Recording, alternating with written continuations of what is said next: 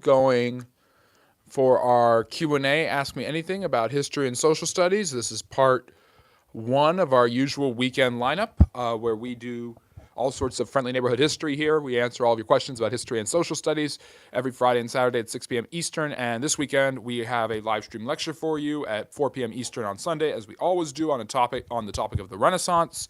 And on Monday, we will be doing a live stream lecture on Martin Luther King Day and Martin Luther King's life and legacy. So we've got 2 Q&As followed by back-to-back live stream lectures this weekend. So a lot going on in the world of live streams for the Friendly Neighborhood History channel. This is the Friendly Neighborhood History channel where we do history in a friendly, neighborly manner, 24/7, 365 or 366 days a year. And our background today is the same background you saw from earlier. It is Caesar crossing the Rubicon by Adolphe Levon. I think in 1875 or so this was painted. It's one of the most famous paintings of a Roman general. It represents the neoclassical spirit that was very popular in 17th, 18th, and 19th century literature and art. So anyways, good historical background that we are underway. So if you have any questions about history or social studies, drop them in the chat, topic, comment, or question. I will be happy to answer them. We are in our studio. This is Friendly History or History Hefner, except I'm not wearing my smoking jacket today. It's too hot to do that. But I am wearing a shirt and tie because we do formal wear here. We have a new microphone, we have the lighting and all of that, and any money you give to the channel goes back into the channel to be used to improve the quality of the content that the Friendly Neighborhood History presents. Check out my video coming out today at 8 p.m. Eastern about the life and legacy of Dr. King. So I hope you all really enjoy that. As you are enjoying the 3-day weekend, think back on his life and legacy and his efforts and fight for equality. And hopefully we can all live the dream together. But great to see everybody there. So we've got MCAFO, my moderator. Harris is my moderator. He put the social media handles in the chat. Emir is here. Great to see you. Remember, you can become a member and get an emoji like Emir or Hars has just by signing up. You get early access, bonus content, and all sorts of friendly neighborhood history stuff that you'll hopefully really enjoy. Let me see. Ahaya, great to see you. Friendly history. Can you name one term long-term benefit thing I've said was a benefit for the U.S. that you can disagree with? Are you referring to the War of 1812? No. I mean, I know you have this delusion that I'm going to change my mind about the War of 1812, but I'm not. So anyways, other questions about history and social studies. We have long ongoing conflicts and questions and contests about different historical topics here on the channel all the time. My week was good. I hope yours was good too. And thank you. I'm glad that membership is well worth the little cost. You can become a member for $4 a month, and you can get a emoji of Nicholas I, or you can get others available to you. I might be changing them soon. So yes, please like and subscribe at the very least and become a friendly neighborhood historian. It's as easy as that. And if you have questions about history or social studies, including history about Julius Caesar or the Romans, please drop it in the chat and I'll be happy to answer because we talk about history, all types of history, all over the world, all the time. What do you think the ideological field, even with colleges and university in Europe, would have looked like if Germany won the Great War? For example, progressivism spread in Europe after the war. If Germany wins the Great War or World War I, what I consider to be World War II, I don't see the end of empires. I see the empires, at least the German and the Austro-Hungarians, being a lot stronger. The Austro-Hungarians getting a tighter grip on the Balkans, more French territories, including maybe even Belgium itself being taken over by the Germans. I don't know, and the Ottomans would have continued to survive, and the modern Middle East would not have been created by Britain and France.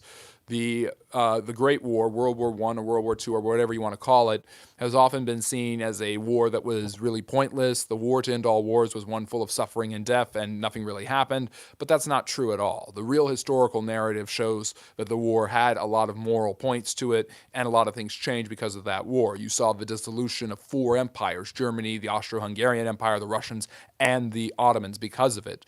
That doesn't happen if Germany wins the war. Maybe the Russians lose their empire. I don't see the rise of communism in Eastern Europe, but I do see Russia still becoming the Soviet Union. The Germans were the ones who sent Lenin back to Russia to allow him to basically mess stuff up so that he could become the dictator, the Bolsheviks could take over. The Germans were behind that, and the Germans were the ones who continued to benefit from the Bolsheviks because of Brest-Litovsk, where basically Russia dropped out of the war. If the United States doesn't show up at that point to help Britain and France overwhelm the Germans in the trenches, then the British blockade is probably broken and the Germans overwhelm the French trenches, with the Schlieffen Plan finally working after 3 long, grueling, agonizing years.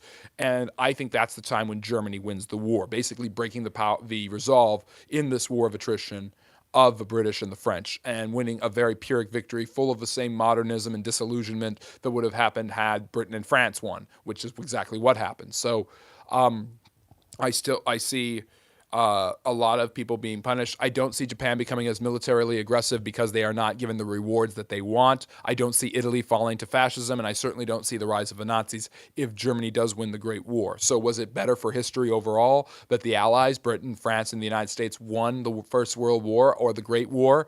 It's kind of a tough call. But again, there is no inevitability in history, so it is not automatically assumed that Hitler and the Nazis take power after the Kaiser is defeated. So it's a fascinating question. There's a lot of great counterfactuals to it, but definitely I don't see the Europeans being as progressive, as open to radical ideology if the Germans win that war. So I feel like eventually the Germans and the Allies would eventually go against the Soviet Union if believe it would still come into existence. Yes, that probably could have happened. Let's be real. America won that war. True. America changes the tide, but by the time the Americans joined the fight, the Germans have ticked off basically everybody, not just the Americans, but through unrestricted submarine warfare, which allowed the German U-boats, which were the best submarine in the world, to basically attack any Allied ship that they believed was suspect of carrying goods, ammunition, and soldiers. They took down not just the Lusitania, but they were attacking places in Argentina and in China, basically bringing all of these other countries into the war against them. The Germans were not good at making friends and influencing people during the Great War. Yeah, sure. Okay. Let's move on. Other questions about history or social studies, I'll be happy to answer. Please drop them in the chat. Welcome to the Friendly Neighborhood History channel and to our live stream Q&A, where I answer all of your questions about history and social studies. We do this twice a week, Fridays and Saturdays at 6 p.m. Eastern. And then, of course, we are also live for our live stream lecture on Sunday at 4. But we also have another one on Monday. Haven't picked the time for that yet, about the life and legacy of Dr. King. And you can also check out my video on him that's dropping today at 8 p.m. Eastern. We have long-form videos dropping every Monday and Friday, as well as short-form videos every day. But I mean, the War of 1812, you don't have any long-term disagreements with what I've claimed was a long-term benefit for the United States. The war was not a long-term benefit. You cherry-pick long-term benefits that were already going to happen regardless if there was a war or not a war. I don't know anything that the United States benefited from that war. The Constitution says state instead of province and gave all powers to not delegated to the U.S. to the states to create a government consisting of independent nations rather than provinces. Yeah, that's basically what happened. So, let's see here.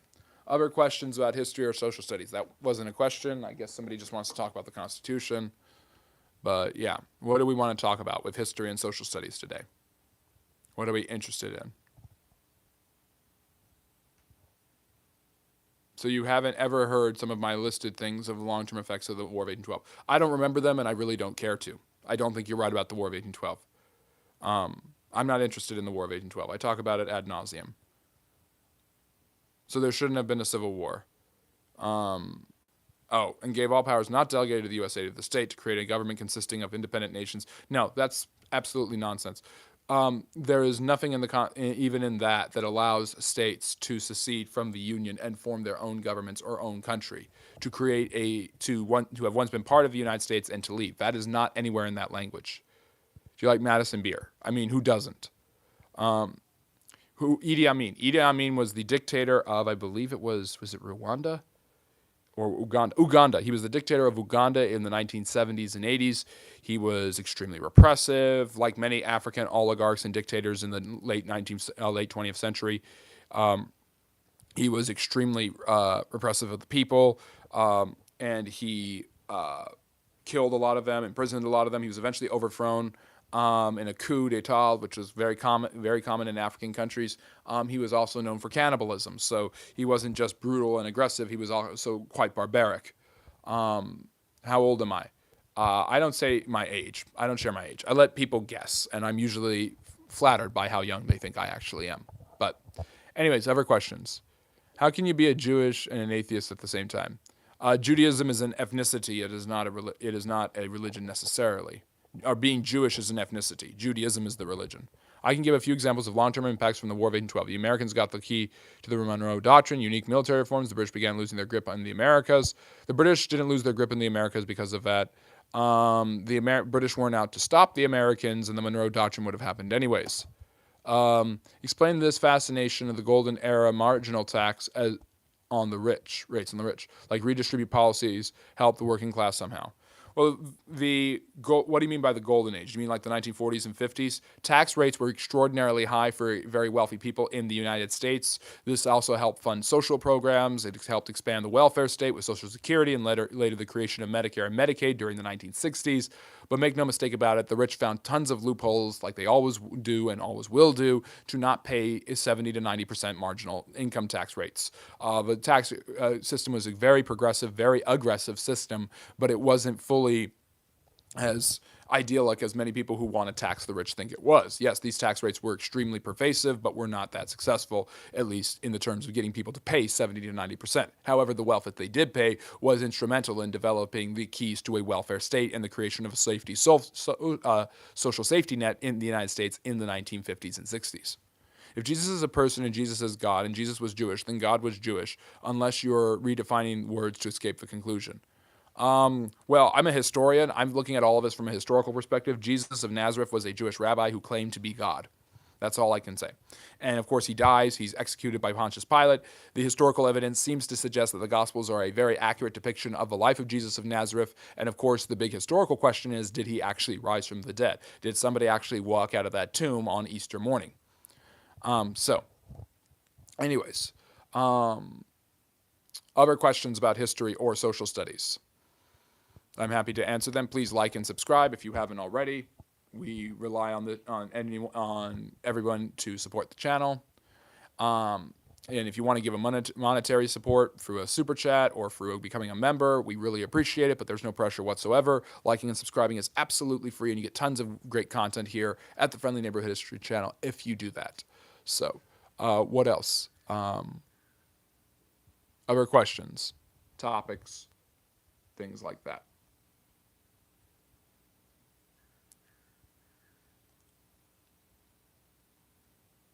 We've been doing these live streams for about 2 years, a year and a half, a little more. We're coming up on a 2-year anniversary of when the channel was first created, so a lot going on here, a lot to celebrate. February is the 2-year anniversary of the Friendly Neighborhood History channel and the beginning of our 3rd year in existence, and it's been a wonderful, wonderful experience that I really, really thank you all for.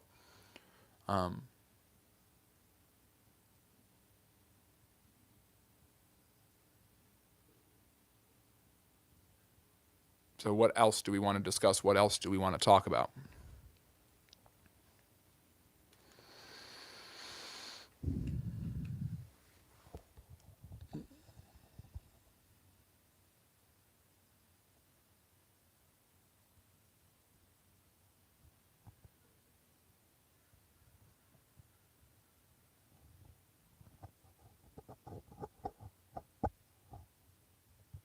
Usually I'm used to a lot of questions. Oh, wait, there are a bunch of questions. Whoops, I'm sorry, I'm not seeing them. Why didn't I see those questions come up? Sorry, guys.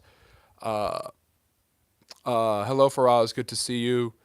How can I talk so fast? I actually try not to talk too fast. I'm trying to limit how fast that I talk, but I guess I can't help it. Just got so much in my mind that I want to share.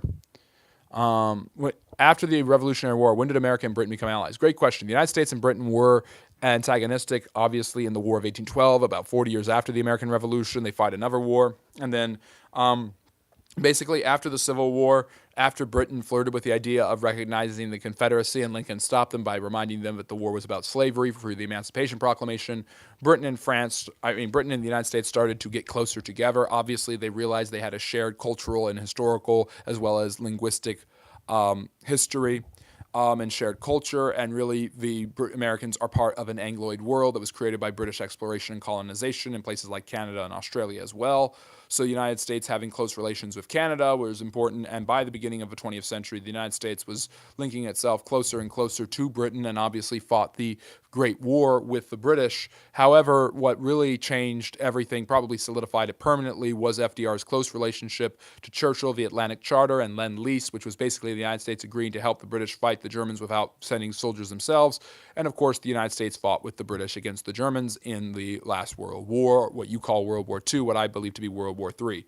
But starting in the mid to late 19th century, the Americans and British were already starting to build an alliance that would become the stuff of legend between one of the greatest empires in human history and one of the greatest non-empire empires in world history. Because the United States may not be an actual land empire the way the British Empire certainly was, but it has the same intercontinental hegemonic influence that the British do. It's racist to worship Jesus. It's racist to worship an ethnicity. God is not a Jew. Well, God... I guess God is not a Jew. Isn't God a spirit? Wouldn't race not apply to God? Let me see here. Trying to go through the chat. Okay. Valentine's Day. What are you getting me? I don't know. What are you getting me? It's the birthday. That weekend is usually the birthday of the channel. So Hitler's opinion on Palestine. I don't know what Hitler's opinion on Palestine was.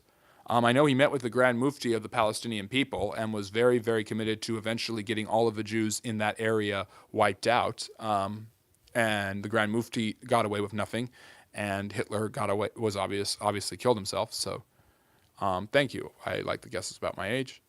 Faraz is here. That's good to see. Vincent, who is a member, is here. Hello, Friendly History. Just wondering, but did Julius Caesar inspire the Caesar salad? Was it typical for locals to eat what their rulers did? Any other facts about this known? No, Julius Caesar has nothing to do with the Caesar salad. And of course, my background is of Julius Caesar crossing the Rubicon, a famous painting from France in the 19th century during the neoclassical period, when paintings of ancient, powerful imperial figures like Alexander the Great and Julius Caesar reminded them of people like Napoleon. But the truth of the matter is that the Caesar salad is named after a restaurateur in Mexico, in Tijuana. I think it was in Tijuana. I forget the name. His first name was Caesar. And one night he was running out of food. He was busy hosting American patrons who would eat there constantly in the 1920s because alcohol was still legal in Mexico. So to avoid prohibition, Americans would go to Mexico all the time. And he ran out of food. His restaurant was so busy, and he told his waiters and cook staff to just throw together whatever they could into a bowl. And they had a salad, they had some cheese-like dressing, and they had obviously the anchovies and cheese, and they got the Caesar from that. So, are you writing a movie script based on me? I'm very, very honored. The British were pushed out of the Americas in big part due to the War of 1812 because the British couldn't fund native assaults. It allowed the Americans to be more aggressive trade-wise to the Brits. No, that's not true. None of that happened. You're making stuff up. Let me see. You missed my question. What question did I miss? You'll have to put it back in there. I saw what you said about my age. Let me see. Keep going for the chat. Is there a hidden history surrounding 1776? How was it probable that George Washington lost all ties to Great Britain overnight? How many British soldiers died fighting the American Revolution? I think like 10 to 20,000 casualties for the British during that war. It wasn't that it happened overnight. These were still a bunch of rabble-rousers who, if they did not win, would be killed. So the British just saw them as a bunch of brigands, and the Americans saw themselves as fighting a war for their very lives and their very existence. The chance of them becoming their own country was very slim, but it was still a very bold move to declare their independence. Why does America only have two parties going head-to-head in every election? Why do they not try to have multiple parties like other countries? It's interesting that America kind of has chosen the duopoly over the polyopoly, and the coalition governments that have also caused a lot of problems in places like Britain, France, Germany, and Israel. Most of Europe and the rest of the world, they have a parliamentary system. They have multiple parties in their parliament that typically tend to band together with parties that have similar ideology in order to create a coalition government. The United States has not done this because it has been more simple since the 19th century to have two major political parties running around after each other, one gaining in estimation while the other one clearly loses.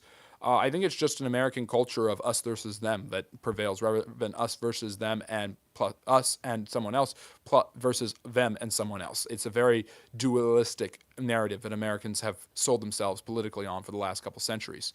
You can watch my video about how both parties got their start and their symbols thanks to a man named Thomas Nast here on the Friendly Neighborhood History channel, my video about the foundation of the Republican and Democrats. Hars, can you put that in the chat, please?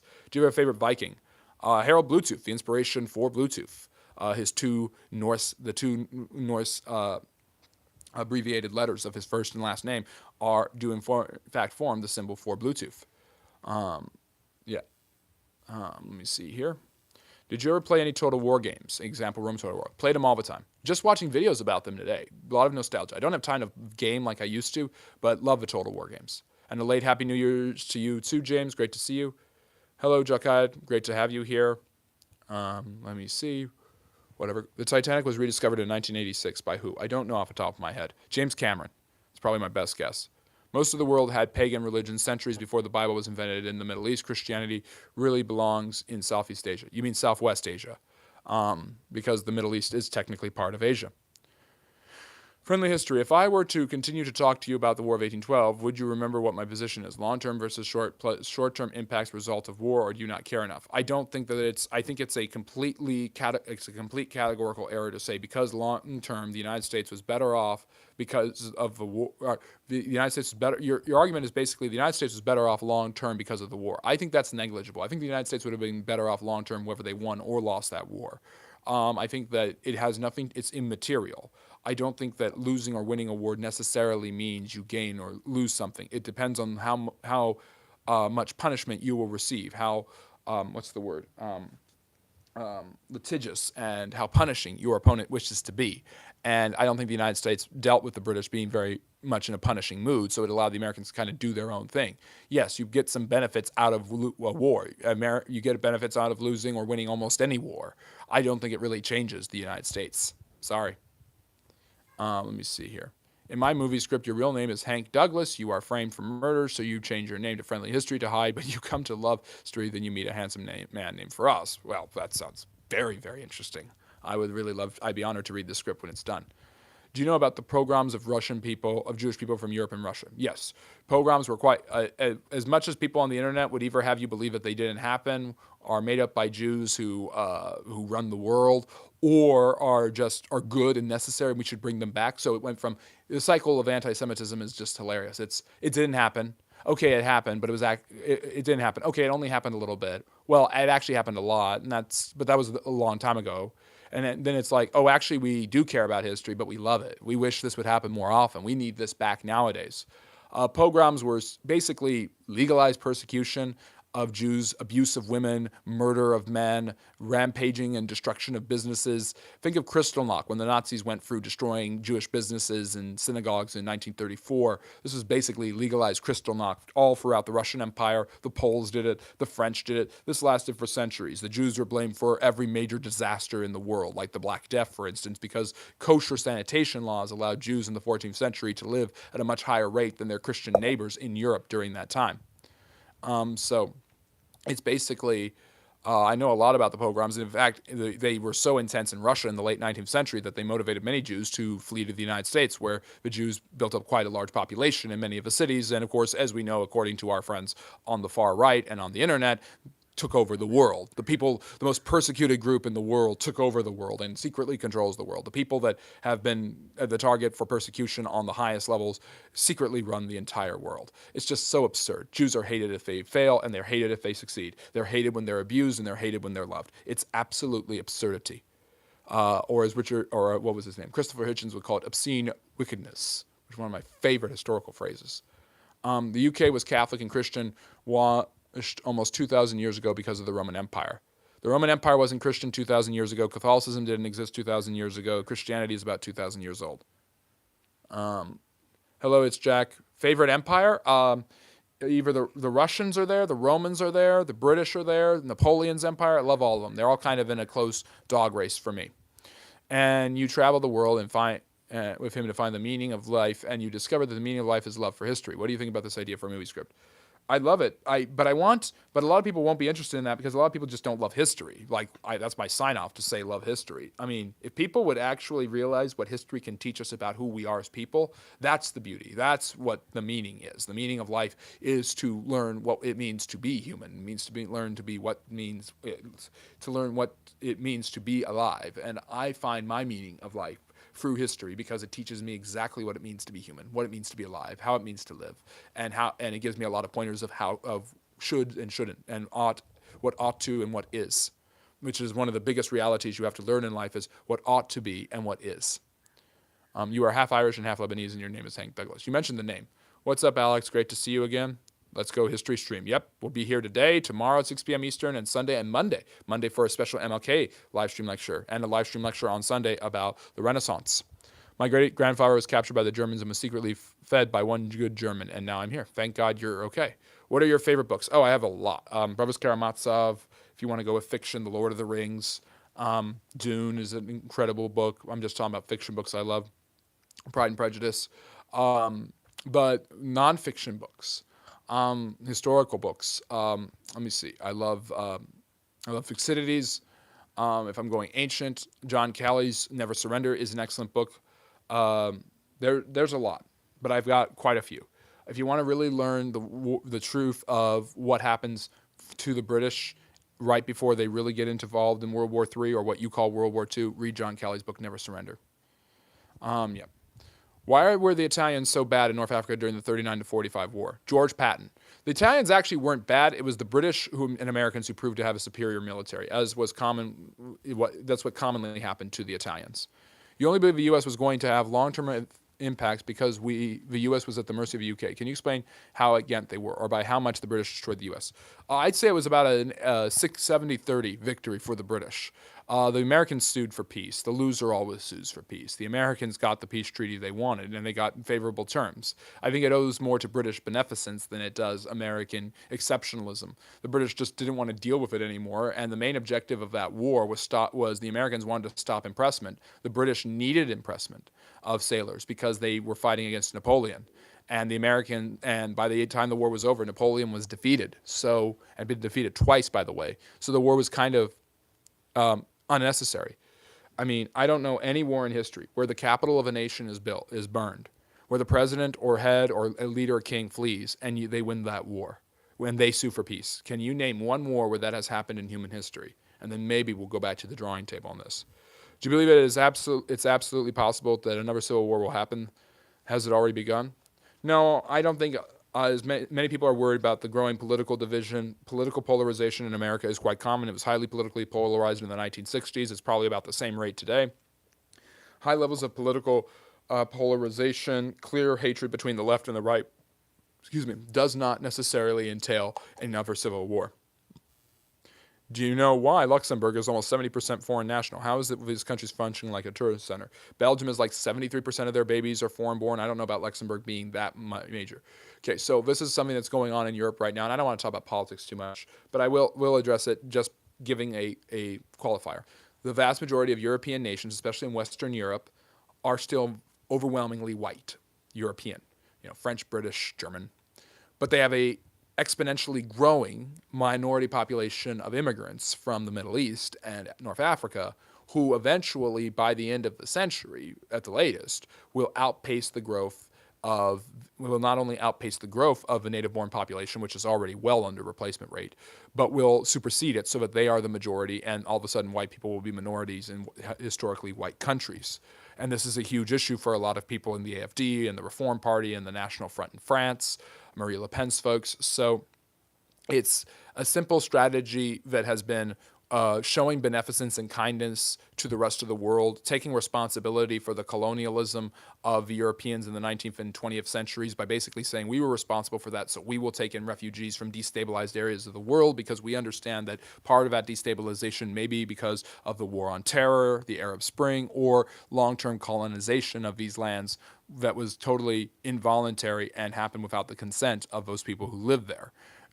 Because of this, you have huge cultural conflict and clash between people from pretty radicalized Muslim backgrounds as well as non-Christian areas of the world living in historically European and Christian areas, people from Africa and the Middle East living in with a very different socioeconomic status than most of the people who live in those European areas. Now, I know this is a very whitewashed, politically correct way of talking about all of it.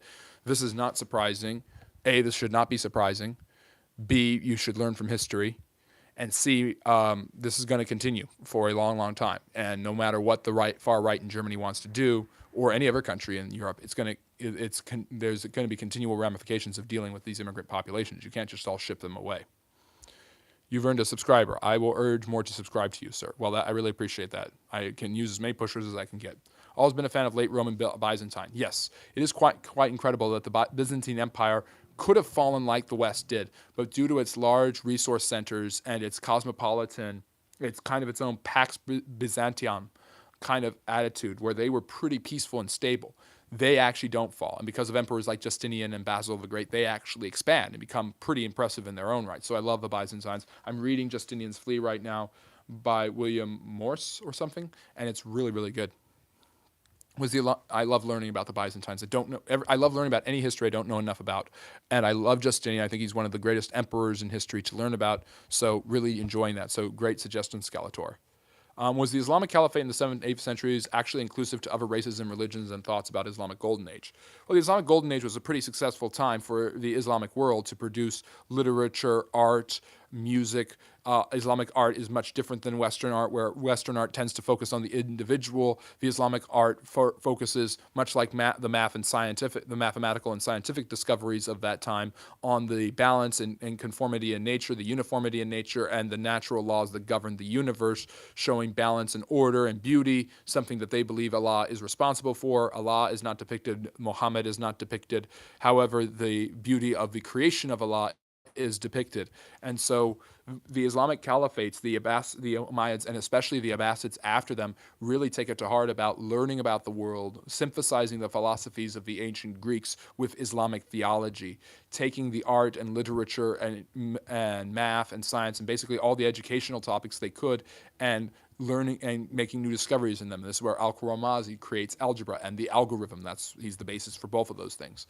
You have huge accomplishments in the field of medicine and scholarship, astronomical discoveries that will influence the Renaissance. That Islamic learning is carried back by crusaders after the Crusades to Europe to influence that. So as to them being diverse, the Islamic Caliphate, like any empire, is extremely diverse. All empires are by de facto diverse. They are diverse through the fact that they've conquered a lot of people. Religious toleration was better, generally speaking, in those areas than in Christian Europe at the time. However, make no mistake about it, as I talked about in my live stream lecture last week, a very long live stream lecture that was really enjoyable about the Ottoman Empire, religious toleration, there was a very clear line between the first-class citizens and the second-class citizens. And while relatively today speaking, by today's standards, they were not religiously tolerant. For those days' standards, they were very religiously tolerant. Non-Muslims are forced to pay the jizya, or else they have to fight in the Islamic military. And there is kind of a segregation against them, but they are allowed to worship the God that they see fit. And if you define religious toleration along those terms, especially, which is a pretty generous definition, but back then makes a lot of sense, then yeah, they were pretty religiously tolerant and inclusive. What happened with the Canadians brutally during the World Wars and the Geneva Conventions? Canadian brutality? I don't know enough about what the Canadians did in that war. I know that, like India and other places, they fought for the British Empire. Oh no, he has a different opinion of some of us. Guys, it's not the end of the world. Thank you, Friendly History, for an enjoyable civil debate every week. Well, it's my pleasure. Sometimes they're not as civil as they could be, but I really appreciate that, Jack. I love Edward Gibbon. Yeah, that's, of course, the gold standard. Would you, William Schreier, A.G.B. Taylor, if you're looking at the last World War, those have some great books. Neil Ferguson's wrote some great work on the Great War, by the way. Would you support the idea of U.S. attacking Iran and making it 51st state? You think that would liberate Iran from Ayatollah? I mean, the United States could knock off the Ayatollah Khomeini of Iran anytime they wanted to, but making it a state is a ridiculously stupid idea. No offense, but if it's hard enough to make Canada, which is a European-based country just to the north of the United States geographically, with a similar culture, history, and economic tradition, a state, or Greenland for that matter. They don't even make Puerto Rico a state, and that's been part of the United States for 125 years.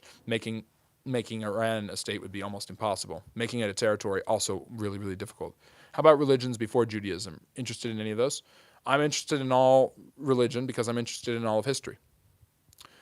Are you willing at all to take my point of view as having any merit or credibility? Because if you do anything, research, or even read the main historian of this war, Donald Hickey, he agrees with me. Hickey is wrong. Oh well, a historian is wrong. Shocking, I know. Historians do err and have erred, to quote Martin Luther. Mussolini Intellectual by Grigor is good, like Doctrine and Origins of Fascism by Gentile. Yeah, those are some good ones, too. Have you ever watched the TV series The World at War, made in the 70s? Still one of the best documentary series ever made, in my opinion. No, I should watch it. I love docudramas. I like Napoleon and his campaigns as well. I was internally screaming during that recent Ridley Scott movie, though.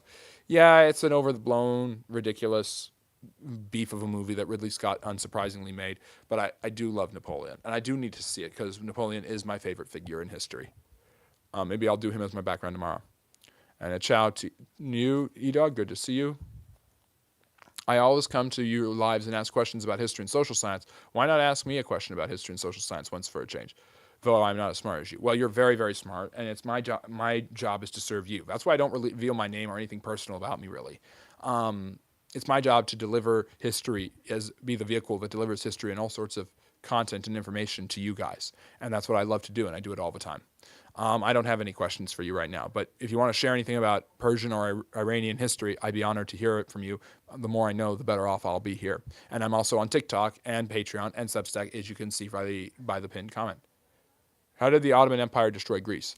Well, they had already kind of taken over Greece by the time they destroyed the Byzantines, but the Ottomans were excellent at siege warfare and were basically able, through the use of their really long, heavy cannons, which were these really long shafts that they would put on these little wooden blocks, able to just trounce what Greek fire had been able to turn back for centuries. The Byzantines were very, very hard to defeat because of their military history and their use of Greek fire. But there's one way they were able to defeat them.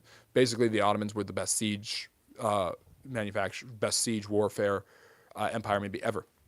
You can't say the Americans were at the mercy of the British without acknowledging the facts of the UK at the time. The UK couldn't hurt the US anymore. No, the UK could have kept hurting the United States. I mean, how much farther do you need this to go? It wasn't like the Americans had just pushed them to a stalemate. There's no evidence of that. Probably just more amplified in our faces because of social media. That's true. I look like Clark Kent? Well, I'll take that. That's very nice of you. Was the Islamic Caliphate in the 7th and 8th centuries actually inclusive to other... Oh, I already answered that. I usually will answer. I'm trying to catch up with the chat. Be patient. The treaty was bilateral and adversarial. Both countries wanted peace at the same time. The treaty was also signed before the news got to Europe of New Orleans or other quick battles. Yes, meaning those battles have no impact on the actual outcome of the war, and the United States had already agreed to basically lose the war before it. So the argument that the United States won the war because Andrew Jackson is a bad argument. The United States had some interesting victories and moments in that war that helped define them culturally, such as the rise of Andrew Jackson, the underdog status of America being confirmed with his victory at New Orleans, where a few hundred American soldiers were able to beat back a British army of nearly 11,000. And of course, you have the Star-Spangled Banner in Fort McHenry holding on that the flag was still there. That comes out of it. There's a lot of huge cultural victories and moments for the United States. It's a very impressive showing from a rough start country. I've never said otherwise, but they lost. Get over it. It was 213 years ago. Did Alexander the Great really reach as far as India? Yes, and his troops made him go back. How many books have you read up till now this year? I've read 37. I haven't read any books this year. It's only January. Let me see. Sub and like the stream, chat. Please do. Argument is just that the Treaty of the Americans got lucky. It's a historical week, and not only do you deny it, you never explain how it's not weak. I never said it wasn't. I never said they got lucky. I said the British, who had a major objective, and their major objective was Napoleon. They'd already dealt with Napoleon, so there was no need to keep going. What could they keep doing? What did they want? They didn't want to recolonize America at that point. They already had their own other interests. They had Australia and India to worry about. By the way, they had been fighting for 25 years at that point. They were sick of fighting. Now that you talked about the Abbasid Caliphate and Islamic Golden Age, maybe it's a good idea to mention that the heart of Islamic world during the Golden Age was Persia. Khwarizmi and Rumi, and many of them were Persian. That's true, but the heart was actually in Baghdad, the capital of the Abbasid Empire. Persia was the light of the world. While the world was thrown into darkness, we hold the torch. Old knowledge, we shape the world. I thought we carried the torch for Charlie Kirk, because we are Charlie Kirk or some nonsense. Canadians were absolutely brutal during World War I. They were pretty badass, not going to lie. I didn't know that. Thank you for sharing that. If you can't acknowledge the Americans did have a good strategy in the War of 1812, and it would only look like luck, it's disingenuous. America won a few victories. They did well. Let it go. Quebec will never join America. Quebec might not, but Alberta could. You can't say Hickey is wrong if you are more ignorant about the war than the historian. No, that's not true. He might know more facts, but that doesn't mean he's reached the right conclusions. The arguments over history are about the facts, are about the interpretation of the facts, not the facts themselves. Do you have a favorite Tudor king or queen? Elizabeth, easy one. Harsh put my video on Elizabeth. Go watch that. What on earth? Do you think Russia and China will supersede the American in terms of military anytime soon? Probably not. They've got a long ways to go. History will not look kindly on MAGAs as they have seen as anti-democratic movement, and this will be remembered as the age of ignorance. You're entitled to your opinion. I don't know what history is going to look. I mean, history generally, as an academic field of study, has a left-leaning bias, so I wouldn't be surprised if that's true, academically speaking, at least. Hello, Shadowban. Great to see you. Yeah, Alexander the Great never lost. His troops just got too tired and forced him to retreat. Even in the treaty, on your logic, the British being weak means that they didn't have much power over the Americans, so the treaty being American beneficial with no country being stronger means no. I didn't say they were weak. I said they were tired of fighting. There is a difference. The British could have kept fighting if they needed to. They didn't see the need to do it. The war was only because of France and Britain's long-term war. That war was over. The reason to continue the war was over. No, it's not a stalemate. I never said the British weren't able to beat the Americans. I'm saying they didn't want to beat the Americans. Let me see here. Do you believe the majority of the Bible was written in Greek literature as if the gods were already formed and aligned with the stars? Does the Christian God resemble Zeus in dominance and control? I mean, they were certainly aware of it and certainly used a lot of that philosophy and argumentation when they were preaching. I mean, you're looking at the Greco-Roman world, and despite the fact that it's the Roman Empire, the lingua franca is Greek. The New Testament is written in Greek. Most of the Old Testament is written in Hebrew, so most of the Bible is not written in Greek. But the Old Testament is bigger than the New Testament. But yeah, it's certainly influential on them. I mean, it's influential on the Greek culture, and the Hellenism of the Greeks is influential on the latter books of the Old Testament and in the New Testament. It's already pretty prevalent in some of the books of what's called the Apocrypha that are accepted by Catholics, for instance. In the Old Testament, there's clearly influence from Greek philosophy and Hellenism there. I thought the Inca Empire was the ancient, but it turns out it wasn't. Yeah, it only lasted about 100 years, but it was never that big. But it stretched over the western coast of Central and South America.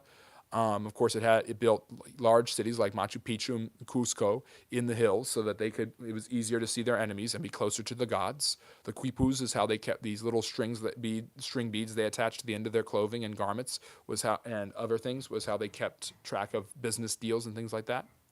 Very fascinating. And yes, I love Vitae too. Do you like reading Tom Paine? I mean, who doesn't like reading Common Sense? What was Napoleon's life like on St. Helens after he was exiled from Waterloo? Pretty boring. I mean, he was pretty clear to him that he would never go back, and they just sent him to a little rock, basically. The British got exhausted by Napoleon, did a quick hit-and-run campaign in Virginia and Maryland to the capital. They were losing a lot of colonies in the Americas, and the Canadians were weak. They didn't lose any colonies in the Americans, and they certainly didn't lose them to the Americans. The Americans didn't take any colonies. Their invasion of Canada failed as miserably as it did during the Revolution. Look, I'm an American. I love America. I love American history. It's really fascinating. But I'm sorry, I have to go by the principles of what seems to be true, because my job as a historian is to tell the truth. The Americans did not win the War of 1812, and that isn't evidence. You are making things up about what happened. So, do you have a girlfriend? If not, would you like one? I don't share a lot about my personal life. Who says I even need a girlfriend or want one? I mean, I've mentioned before that I've had girlfriends, so I think everybody pretty much knows where I'm on that issue. But, I mean, my job is to do history. I don't share a lot about my personal life, but I'm flattered. People have been very, very nice in the comments saying that I'm handsome and they like the tie, so I appreciate that. Do you think we should have put the U.S. dollar back in the gold standard? I mean, you can follow the social medias and slide into the DMs if you want, I guess. Do you think we should have put the U.S. dollar back on the gold standard? I mean, the American dollar literally just relies on the American dollar pick a side, so it's kind of crazy how that's happened. And by the way, it's great to see you. Yes, Anton Drexler is the guy who founded the Nazis. It was the German Workers' Party and then the National Socialist German Workers' Party. He was there before Hitler. Hitler was sent by the government to investigate the Nazis and ended up falling in love with them. I have a couple of videos like this on this channel and on my TikTok. Why aren't you dressed as History Hefner? Smoking jacket is too hot. Do they know approximately how old Zoroastrianism is? I think it's like 2,500 years old. It's about concurrent, maybe a few hundred years younger than that. That's about how old Judaism is as this codified religion. The Torah is compiled in the 6th century. Usually the compilations of the Torah start after the Jewish diaspora when they are kicked out of the land by the Babylonian and Persian and Assyrian empires. Do you have any favorite paintings, art eras, and any favorite classical music? Oh, geez. Ooh. I love the Renaissance, but I love Impressionism. I love Van Gogh. He's my favorite artist ever. I love Monet. I would love my favorite. People ask all the time, where would you want to live? Late 19th century in Paris. I want to go to Renoir exhibits when Renoir is still alive. I want to meet Auguste Renoir. I want to sit in those cafes where he sat with electric lights coming up and this newfangled machine of the moving pictures. I want in the phonograph playing music. That there's a decent enough amount of technology and just a beautiful world out there. And classical music, I'm a Russian historian by trade. I love Tchaikovsky, but I also, if we're talking about the vein of being in France in the late 19th century, you get to listen to Debussy and all of these other great artists. So love classical music, absolutely. Define what it means for a country to lose a war in concrete terms. Reparations, territorial concessions, regime change, what? One country asks another country to stop attacking them, which is what happened in 1814, which is why the Treaty of Ghent was asked for by the Americans, which the British agreed to. Usually that comes with certain features, such as territorial concessions, war indemnity, and reparation. The British weren't interested in that. That doesn't mean they couldn't have exacted it if they wanted to. Make United States slaves of Israel great again. Yes, here we go. Somebody's saying the United States has enslaved Israel. We've got that on our bingo card. Somebody else. The anti-Semites have arrived. You ever been to the Louvre? No, but I want to go. Once a palace, turned into a museum by the French revolutionaries. The Palace of Francis I. What do you think about the seed of religion, Aminism? Aminism is interesting because you see aspects of Aminism in Buddhism, in Shinto, and of course it was a very popular religion in Africa where humans most likely originated from, which is obviously the worship of different spirits, including the spirits of the ancestors. Shuriken, great to see you. Quebec, with the help of natives, fought back the Brits in Quebec and in Montreal. That's true, but you're thinking about when the French were there. By the time the 7 Years' War is over, most of that land's taken over by the Brits. I hope you're well. I'm brewing tea, so I was a bit distracted, but did I hear you say that the Incan Empire lasted 800 years? Surely I must have misheard. No, it lasted about 100 years. But yes, thank you for brewing tea. I love brewing tea. Tea's so good. And I like to put different spices in it, make it really healthy. Can you tell me a bit about why do French tanks have rear view mirrors to see the battlefield? That's funny. I love that joke. The 10-geared French tank, the 9 in reverse and 1 in forward in case the enemy gets around them. I love that. I had a history professor in college who loved the French and loved French history and was a great Francophile and turned me into one too. And of course, I love so much about the French. But I once told him that joke and he said, that's only true for like the last World War, for World War II, which I consider to be World War III now. And I'm like, and I thought about, and Vietnam, and Algeria, and the Great War, and all these other wars. The French win that war, but do they really? Most of the fighting takes place on their land. Most of their soldiers die. The Franco-Prussian War. There were wars I didn't know about that I've learned about since then, but the French lost pretty badly to the Germans or to the Vietnamese or to the Algerians. So, is Boston really as racist as they say? I don't know how much you want to trust Kyrie Irving. Can you tell me a bit about the Aztecs?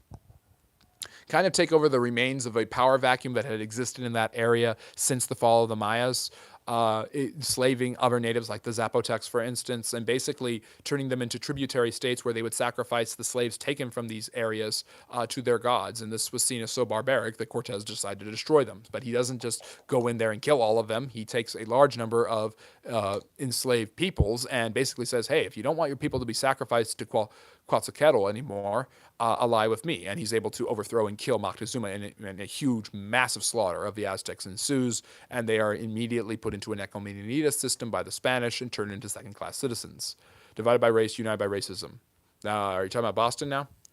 We are in a fantastic age to enjoy our history of art. It's true. We can get beautiful art like this amazing painting by Adolphe, I forget his last name, Leun or something, or Levon from the 19th century. Was Stalin a Jew? No. Most underrated mustache of all time. Mine? Oh, how majestic was Stalin's mustache? No, the most underrated mustache of all time, Field Marshal Józef Piłsudski. And I love saying that name, Piłsudski. He was the founder of the modern Polish state who beat back the Soviets from trying to take over Poland and cause a communist revolution, and was in charge of the country from the Treaty of Versailles until his death in 1935. It would have been very interesting to see the Nazis try to take him on, although the Polish probably wouldn't have been able to defeat the Nazis. But the truth of the matter is Field Marshal Piłsudski is a hero, just like Jan Sobieski to the Polish people. And he's a fascinating guy, and his mustache is just tough with 2 Fs. But yeah, Stalin does have a pretty impressive mustache. And he was not Jewish. He actually was going to be a priest. Oh yeah, French war stocks have been down for a long time. The French have more victories in war, in battles, have won more battles than any other country in the world in history.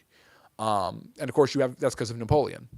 The French kind of got on the elevator at Waterloo and hit down. Although you wouldn't have been able to colonize large segments of Africa like Mali and Algeria if you hadn't had an impressive military. Where in America is your favorite place to go? Historically, it's Washington, D.C. You have all of the political history, all of the social history, but any of the major cities, especially the well-known ones in the East Coast, have that history there. Philadelphia, I'd love to go to Pennsylvania more because or do I live in Pennsylvania? You don't know where I live. I don't share where I live in the United States, but where I'd like to go home, that's also one place. There's no place like home. But Pennsylvania is awesome. You've got, on the east side, you get all of your history and politics. And this is why I love being in Pennsylvania. Or am I in Pennsylvania? I don't know. You got all of the historical stuff with Philadelphia. And in Pittsburgh, you have the greatest football team ever, who just lost their coach, R.I.P. Tomlin legacy, tenure. But Pittsburgh's pretty interesting, too, because it's the Steel City.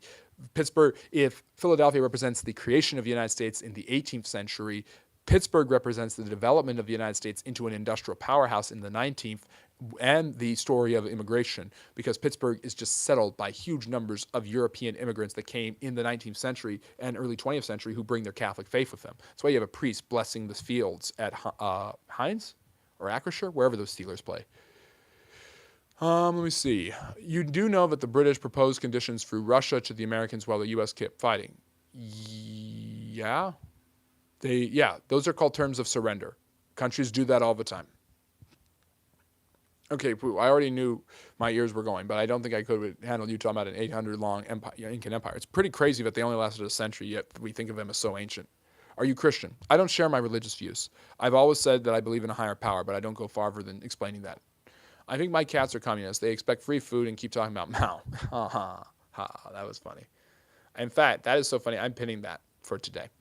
I forgot what I was going to ask. Sorry, Henry, but it's good to see you nonetheless. If U.S. wanted or asked the U.K. to stop attacking them, there would have been a ceasefire. There is none. Okay, the Americans kept going, except that they sued for peace. When you get the Treaty of Ghent. Oh, was Charlie Chaplin a communist? No, but definitely on the left wing. And a lot of people were very sympathetic to communism. They saw the successes of Stalin, and they felt that the American economic system of capitalism had failed them, and the Great Depression was the result. So they were sympathetic to at least some socialism or communism. George Bernard Shaw, a Fabian socialist, visits the Soviet Union, talks about the Georgian gentleman, this butcher and murderer of millions of people called Stalin. Many people in the West were sympathetic to it because, while their economies floundered, Stalin's seemingly succeeded. Of course, the devastation, death, and decay that was caused by this, not really mentioned. The lack of an actual successful economic system, not mentioned. Hitler does the same thing. The 4-year plans of Goering are very similar to the 5-year plans of Stalin. And yes, Hermann Goering is a horrible person, but so is Joseph Stalin. And because Stalin fought with the good guys in the last World War, it doesn't make him a good guy. It's pretty obvious if you read history carefully that Stalin used the United States, and the United States used Stalin in that war. But Stalin really liked to take advantage of the resources, land, and power that the Allies were willing to give him in order to help to get his men, just the hordes of manpower the Russians had, and the land, the largest empire in the world, to overwhelm the Germans. And yes, I'm calling the Soviets an empire because they really, really were. It's a lot of people were sympathetic to communism at that time, but Charlie Chaplin, I wouldn't say was a communist. He was vilified as one, but a lot of people during the McCarthyite era at the beginning of the Cold War, when Stalin was still alive, were vilified when they shouldn't have been. How many languages do you speak? I speak English, Spanish, and Latin. How did the Christian League, I know Latin, I don't speak it. How did the Christian League defeat the Ottoman Empire at the Battle of Lepanto? I don't know exactly the strategy they used to defeat the Muslims at Lepanto, but it's a huge victory in 1571.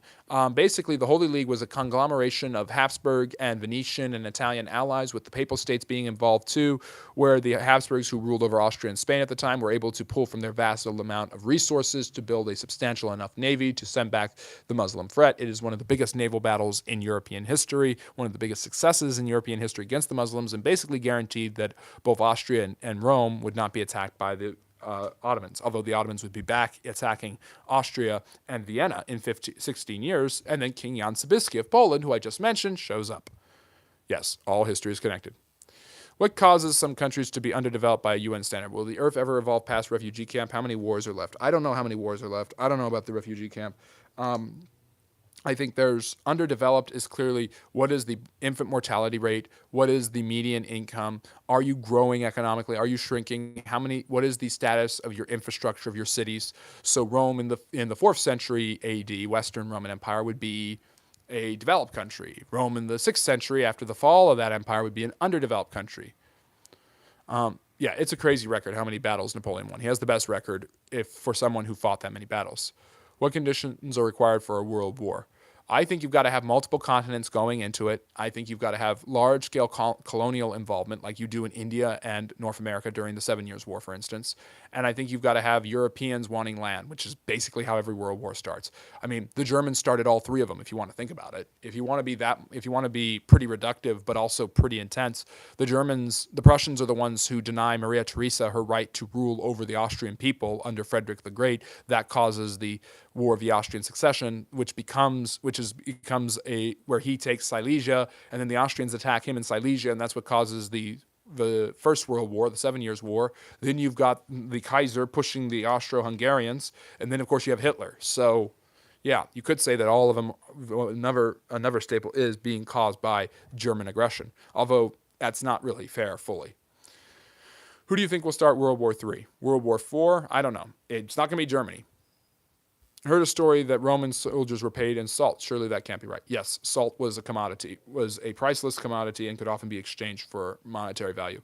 What do you think of Yuri Beleznov and have you watched any of his lectures? I haven't, but I probably should. Or Bezmenov?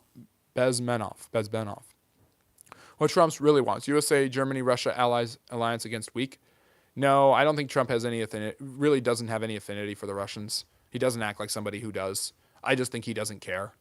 Who are your favorite poets? Poetry. Kerouac, Browning, Plath. I like the modern stuff. Who else? Ferlinghetti. And of course, Shakespeare, if I want to go classic. That's just off the top of my head.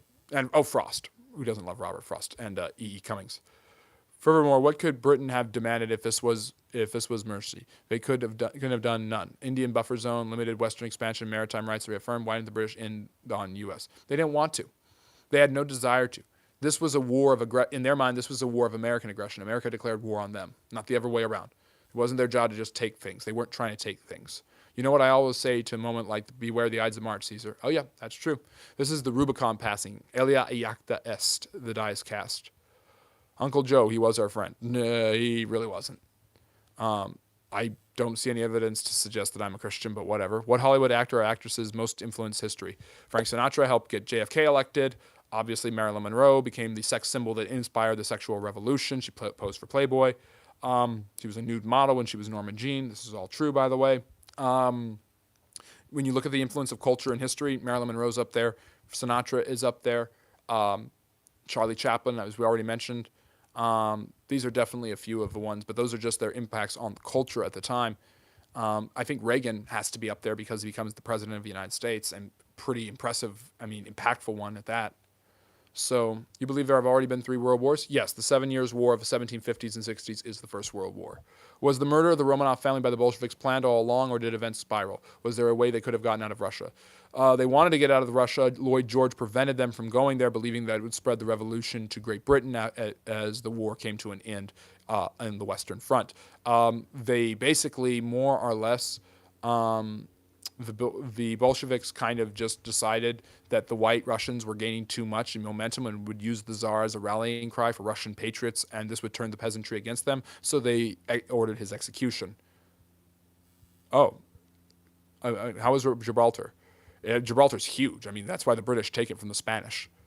Why did the British wait until 1812 to retake the American colony? They weren't trying to retake it. Russia is the reason he wants Greenland. Yes, I've heard a lot of people say that. There's an Arctic Circle geopolitical thing there. Okay. What do you think happened to the Ninth Legion? Don't know. Maybe they made it to China, maybe they don't. Can you tell me what about Scotland's short-lived colonies in the New World? New Caledonia, based off of the ancient Roman word for Scotland, was in modern-day Panama and just didn't go anywhere. They were constantly being attacked and killed off by the natives, and eventually the English agree to buy their debt if they become one country. This is the Act of Union, which creates Great Britain in 1707. Okay, let me see here. Yuri Bezmenov was the director of propaganda during the Soviet Union. He fled to Canada, then he went to America. Interesting. I'll have to listen to his lectures. The UK did terms of surrender, but the US sued for peace. What? Terms of surrender are, yes. When somebody is winning, they ask for terms of surrender. They say lay out terms of surrender. When someone is losing, they sue for peace. There's a difference. It doesn't. One group can sue for peace. That doesn't mean that they're over. Or can lay out. The winner can lay out the terms for surrender. That doesn't mean the other side's going to surrender. Was there conflict in Western Hindustan before the creation of Pakistan and India? There's been conflict ever since the Muslims arrived. It's just Islamic Hindu conflict. How did the British defeat the French at the Plains of Abraham, and how would you rate General Wolfe as a general? Don't know enough about that battle. What are you referring to specifically? I would love to vlog and travel, and I can do that when I have enough money, when the channel gets to be where it needs to be. So if you want to become a member and help me out with that, that would be great, but no pressure whatsoever. Super chats help with that. We're just trying to make ends meet. My goal last year was to get monetized. We're there. Just watching my videos gives us ad revenue. Liking and commenting helps the algorithm. That's what you can do to get us there. I would love to travel the world. I'd love to do this full time. That's my goal this year. Before we continue, define sued for peace. Does it mean unilateral surrender, negotiated settlement between equal belligerents, armistice imposed by Britain, or mutual exhaustion with no victor? That's a false quatramity. It's basically we're going to surrender. It's basically A. But it's not we're going to give up everything. It's we want the war to end. We've had our victories. We've had our moments. Let's stop this. The Americans were done fighting. Is there any truth to the alt-right talking point that Putin's war is a war of NATO aggression? Russia is very worried about the spread of NATO. NATO was created to hold back the Soviet Union. And so NATO getting on their doorstep in Ukraine is in the eyes of Russian psychology. And this is all based on Russian history. Ever since the Mongol invasion, Russia has been terrified of the invader. So, of course, the Russians are terrified of NATO being the invader. An organization that is committed to their destruction is now on their doorstep. However, NATO doesn't act in that way. It's just really a big alliance for political support of each other. Now, there could be an alternative where they abolish NATO and Ukraine goes into the European Common Market and Common Union and is part of the EU, and that's kind of over, and Russia kind of goes its own way. That might be an agreement that goes, but basically Russia will see stuff like this as an act of aggression, whether it is or isn't. I'm glad, Skeletor. I'm so glad that I popped in the feed. I'm so glad we got to meet today. We are just over an hour, so, that's about time. Please like and subscribe if you haven't. We will be back tomorrow at 6 p.m. Eastern. I'll take, I only stream here. I should learn how to multi-stream, though. I try to live stream I've streamed on Instagram, and I've streamed on TikTok, and I don't get that much attention there, so I usually just stream here, where I'm always going to run into people like Skeletor who want to learn more about history. I've streamed on X, but you can't do comments. So I should learn how to do multiple streams. We have a Discord, by the way. Hars, can you put you need several devices. I'm going to have to get that. I'm going to have to get a phone for the channel, a second phone for the channel, where it'll just be my channel phone, because I'm using my personal phone. Actually, I've gotten a new phone since then. But I've been using my own personal phones since 2024 when we started, just about 2 years ago. I'm going to take the Bills. I think they're going to upset the Broncos. I think the Broncos will prove their callousness, and they will lose. I think New England wins, so I think it's New England and the Bills in the AFC Championship game. And I think it's going to be. And I think if what's his face plays, Seattle will win. And then to finish my bingo card, I expect the Rams to win against the Bears. They have the experience. So, sorry, Just Frasher. I'm so glad you love my stuff. I'm so good to see you. We're just wrapping up. Please join the Discord. Hars, put the Discord link in the chat. We have conversations there. We go back. We have debates. I message people a lot there. That's a really, really great thing. I really love doing that. Of course, we'll be back tomorrow for another hour of Q&A. And you know what? We might go 2 hours just as a special for MLK Day weekend. That's Saturday, 6 p.m. Eastern Standard Time. I'm not saying I like the Rams. I'm saying I like their chances. So there's a difference there. But, Hearts, can you put the Discord in the chat so that people can join there, and then we'll sign off. I'll take one more question. The Bears have been pretty impressive. It's great to see such a historically famous football team being one of the best in the world again. I don't work for Crystal Geyser. I'm not sponsored by Crystal Geyser, but you should drink it. It's really good. One day they'll be sponsoring me. One day they'll be pushing me. That's the goal. That's what we're working on this year. And with all of your help, we can get there. Super chats, live memberships, everything you can give to give us the money that we need for the better technology that we need on this channel is really, really appreciated. And I can't thank you enough because I can't do this without you guys. Hars, where's the Discord link? Do you think Trump will get the no income tax below 150 passed? It'll be tough. He'd have to show it'd just be really tough because it's just such a loss of financial capital for the Americans. It just seems like something that the expansion of government, this is what the founders warned about. The expansion of government doesn't always seems to go in one direction. So slowing it down was the goal of people like Madison and Jefferson, but to roll it back seems almost impossible. This is what de Tocqueville mentioned when he wrote Democracy in America. So I think it's very possible. It's a possibility, more so than it ever has been, but I just don't see it happening. Are you going to set up a PayPal? I do have one. I just never have verified like my banking information, so I need to do that so I can use it, so I can just put a link to PayPal on YouTube. Yeah.